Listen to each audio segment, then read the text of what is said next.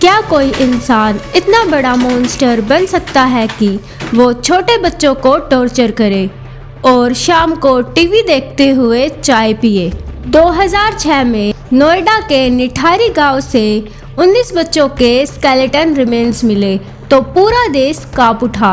लेकिन इस कहानी के पीछे का सबसे बुरा पहलू था इसके पीछे का साइको माइंडसेट।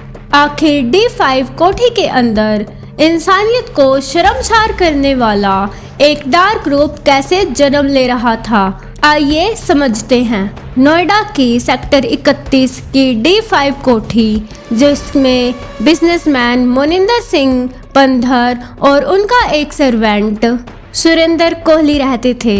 2005 और 2006 के बीच में नोएडा के निठारी गांव से बहुत सारे बच्चे गायब हुए, लेकिन जब पुलिस में रिपोर्ट करने की बारी आई तो इन केसेस को दबा दिया गया।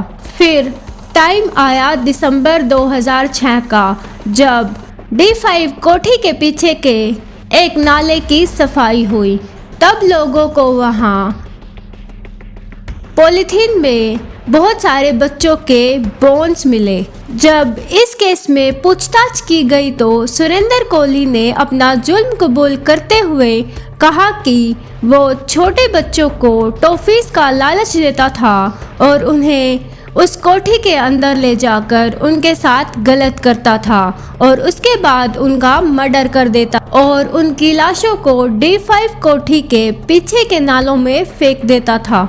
लेकिन सवाल ये था कि आखिर एक इंसान इतना क्रूर कैसे हो सकता है।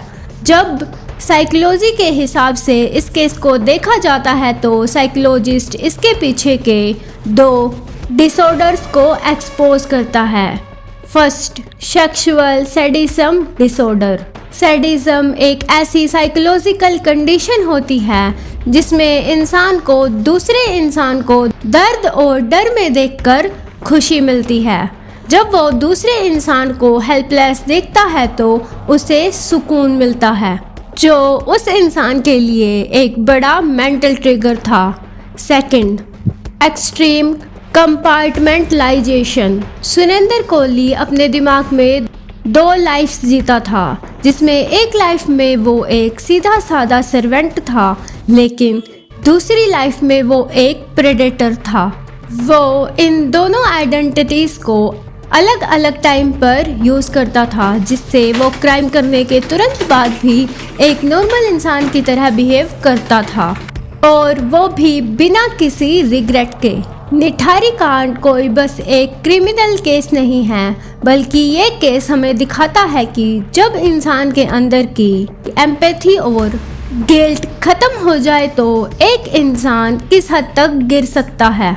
लेकिन आपका इस बारे में क्या सोचना है?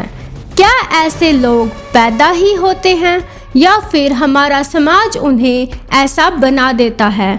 अपने विचारों को कमेंट सेक्शन में लिखो।